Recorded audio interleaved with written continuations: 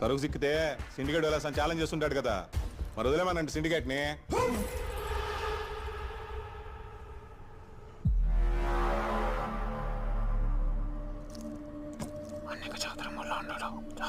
చెప్తాండ కదా అది సందనం కాదని. ఎక్కడం లేదా నీ తలకాయకే? అది సందనం అయితే ఎంత తీరుబాటుగా కూర్చుంటాను నేను. అది ఎర్ర సందనం అయితే నాకు పైసా వాటా అక్కర్లా. అది సన్రా అయితే మా కాడ ఉన్న సరుకులో మీరు వాటాడుకోవద్దు.